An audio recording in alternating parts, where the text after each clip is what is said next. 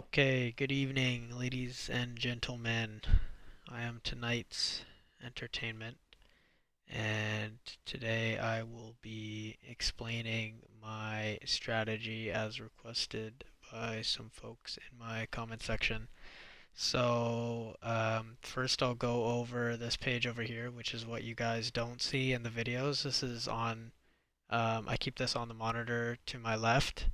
And what this is my scanner and alerts for stocks. So this is how I find the stocks to trade. Um, I only trade stocks and I only trade the top five-ish leading gappers in the entire market. Um, so as you can see here, SUNE, I traded that on Friday, and you can see it's here. This is the entire market, and it shows the symbol and the change from close, and the float is the main thing here. So lower float stocks behave in a certain way, and I like those the best. So usually the top five are lower floats anyway. Um, the volume within the first or the volume within the past 5 minutes has to be pretty much the highest because that means I know that it's being actively traded the most right now. Um, but yeah, so this is that, and then when you guys hear alert 4 and then it says the stock name, this is what this window is providing that noise. And what this is that if I go into here and show you guys what it says here. So it says crossing above VWAP and through VWAP alert. So whenever a stock crossed above VWAP, I'll get an alert that says alert for blah blah blah, and it says the ticker name. Um, and I'll explain why I get that alert in a second. This is my Hive Day momentum alert. So the little bit like bings that you hear, this noise. I don't know if it's gonna. There, that noise right there. When you're hearing that, that's a stock hitting my high of day momentum. So it's either running up or it's hitting high of day. That helps me keep track of what's also like being actively traded because let's say I want to take a trade, but something's like constantly hitting my Hive Day momentum scanner. I know that it's probably not a good idea to jump in the stock that I'm about to trade because it's not being as actively traded. It's not being focused on right now. Um, so I have some charts here that sometimes I can click on each one. I can click on each symbol and it'll pull up the chart, as well as the news down here. So the news for the stock will be down here. So that's important as well. Um, okay, so that's about it for that. Um, Going into here, so I use Interactive Brokers, and this is their trader workstation platform. Um, right now I'm on paper, but uh, the setup is exactly the same for my live account. So what you can see here is my 10-second chart. The red line is the 9 exponential moving average. The yellow line is the 20 exponential moving average, and the pink line is the 200 exponential moving average. I like using those the most. Um, so here is my portfolio where I can see my open positions. This is important when I'm in a trade. I need to be able to know how much I'm in and stuff. And then this is where my executions go. Um, and the way that I trade is here's some examples. Um, I like to trade. I don't like to trade the first pullback bull flag pattern off of breaking news because those tend to be shorted quite a bit. So I don't like to trade the first 5 minute pullback. But if it's the second, like this for example, I like to trade this. So I would enter at the break of the high of the pullback candle.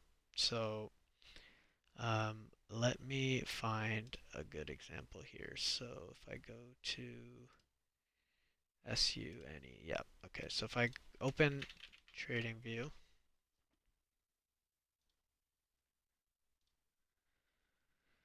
And I put it on SUNE.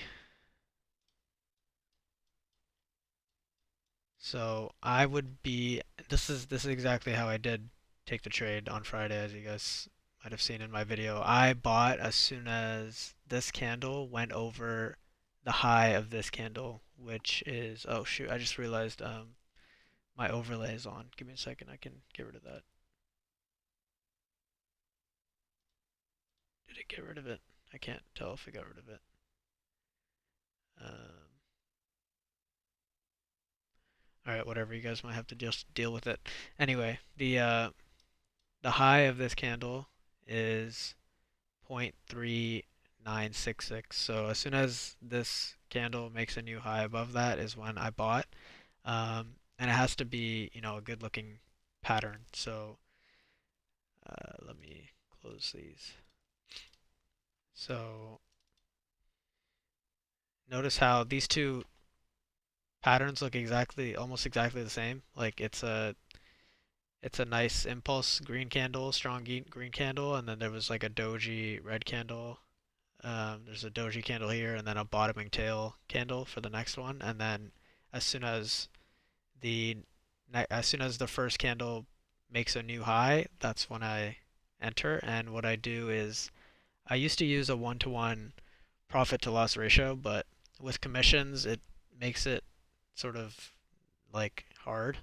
Um, so what I like to do is I'll still use one-to-one as a profit target. So my profit target will be 1-to-1 of whatever this candle is. So for example, this is basically 2 cents. So the profit target would be 2 cents above this, which is 0.41. Now the problem is specifically with this is that it's a penny stock, and I get charged commissions for trading with IBKR because I'm in Canada. So I have no option for commission free, which is why I have Questrade open, and I'm thinking about trying out Questrade, but that's besides the point. Um, so what I like to do is if we go here um, and we look at the exact point in which this candle made a new high, it was in the 7 o'clock 5-minute candle when it reached 0.3966. So if we go over here and we look at where it crossed 0.3966, we can see that it was right here. So what I like to do is I enter, and I my goal is the one-to-one, but if I see any sort of red flag on the 10-second chart, then I'll exit early, whether it be a win or a loss. So a red flag to me is a high volume topping tail red candle on the 10-second chart. So if I see that, I am immediately getting out. But as you can see here, if you were to enter here, there's no real red flags because this is all on ascending green volume. The red candles have all been, you know, not alarming. They're not high volume, and what do you know? It does hit the profit target. Eventually, right. I think right here actually it hit the profit target on this candle. Um, so yeah, that is like one of my main strategies. The other one is it's pretty like it's similar, but I mean this can also be considered that the first pullback on the 2-minute chart to pull back to the EMA to the 9 EMA after it crosses either VWAP or after it crosses from underneath the 9 EMA to above it.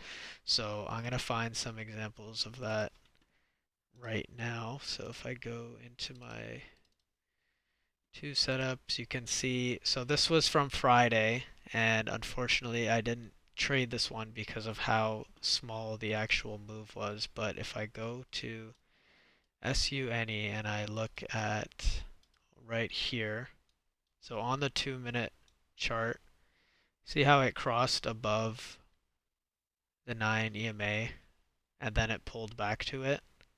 That is a pullback that I also love. So I would buy this first candle to make a new high right here. So as it went over 0.3313, And let me pull up the 10-second chart at this entry. So it's on the 640 candle. And as soon as it crosses over 0.3313, so that would be right uh, right here.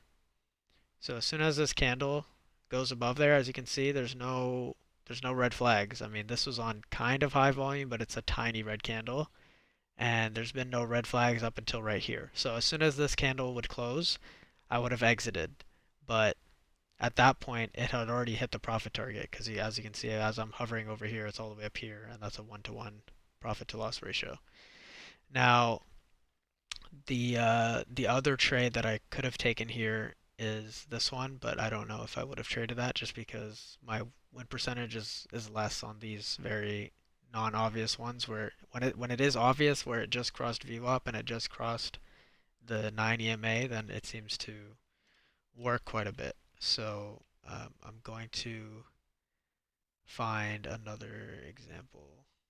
Um, I guess I can go to this one. This is a higher price one. It'll be nice to look at. So FMTO on the 25th. So FMTO on the 25th. So let's go here.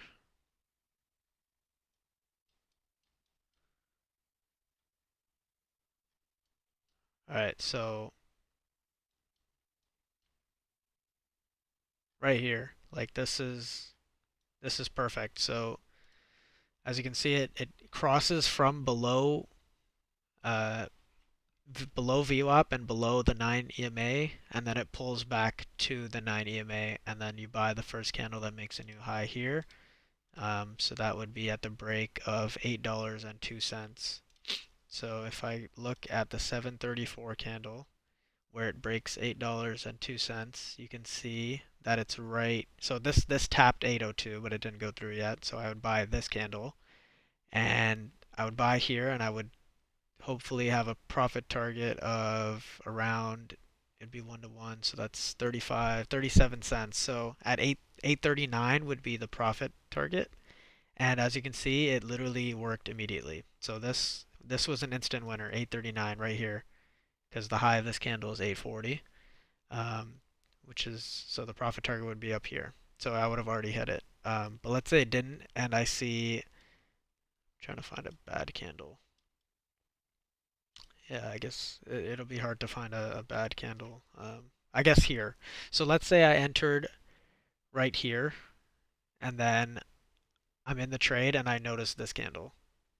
I'm immediately cutting my loss as soon as that candle closes, and I'm getting out right here. So I try to cut my losers as fast as possible, and I try to hold on to my winners for the 1-to-1, and then I keep some shares left afterward um, to run for a bit. So one thing that I do love trading is this pattern that I just described, where it crossed below the 9 EMA and the below VWAP to above it, and then pulls back to the 9. That's amazing. And what tends to happen a lot is that in the middle of this pattern, it also forms on the 5-minute chart. So I'm going to explain exactly what I mean. So it's called multi-time frame alignment. So as you can see, this pattern forms on the 2-minute. This is the 2-minute chart. And within that, it's also forming on the 5-minute chart. So as you can see here, it went from below VWAP and below the 9 EMA to above it with strong green candles. Then it pulled back to it on the red candle to the 9 EMA. And then you're buying the first candle to make a new high here. So the high of this candle is 8.37. So we're going to go to the 745 candle, and we're going to find the moment where it crossed over 8.37 at 745. So that would be, where would that be? Here it is. So for this one, you're getting in right here where it crossed above 8.37, and this is hard to, like, it's hard to judge if I would exit based on this candle. I think I would probably stay in the trade. just because I had just seen it work with the 2 minute. Um, so it's not a super alarming candle because it's kind of small. The topping tail is not really huge. The volume's not good, but it's not a super big red flag. And if you waited, just a few seconds, it's a winning trade already. So uh, yeah, so that's pretty much it. That's my strategy. I only trade those two things. I mean, sometimes you'll see me trade other things, like uh if it's come up to I guess let me explain another one. I do have one that I really like trading as well, if I can find it here. So it's the 5 minute ABCD pattern. So here's an example that I posted a video on. It was a good trade. It was a really good trade. So Acon at 3.303. So let me go to that really quickly.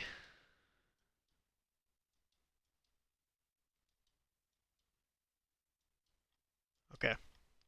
So this is the ABCD pattern. So I would, what I've, like I mentioned, I wouldn't take this first fullback. I mean, sometimes I will, and maybe, I'll start taking them more, but then cutting the loss immediately because that way I don't miss out on the trade. So I am considering starting to take these a bit more, where it's the first pullback. Um, but I do notice that the stock tends to be shorted quite a bit if it's on the first pullback. But anyway, we come to the second pullback here, and I didn't take this trade because I start trading at like 640. So I just got on my computer over here, and I see this ABCD pattern forming. So A, B, C, D, and then go, and then it went. It actually went. So what I do here is when I see this pattern forming, so it tries to come up, but it doesn't fully go, and then it pulls back, and then it goes. When I see this pullback happening, as long as the pullback is above the first pullback, and the attempt over here is not at the high yet, then it's an ABCD pattern. And so what I did was for these ABCD patterns, my entry is at the high of this candle and my stop is at the low of this candle. So I mean I'm saying at the stop, I'm saying the stop because I'm using it as my profit target. Like I'm not actually trying to stop all the way down here. So my entry is 5.97 at the break of 5.97, the moment a candle breaks over that, which in this case it was on this candle. Um, and once again, I'm exiting as soon as I see a red flag on the 10-second chart. So if we go here at the 645 candle, when it breaks above 5.97, let's see what happens here. So 5.97 is up here, and you enter the trade, and you like it depends. It's all personal. I stuck in the trade just because it was the most obvious stock. It was the only stock that was trading actively. So I stuck in this trade, even though this one you can kind of see it as a red flag, although it's not too bad. So I stuck in the trade here. I stuck in through this whole time, and it turned out to be a winner. But I cut this winner short because I thought that um, when it came up here, it should have went higher.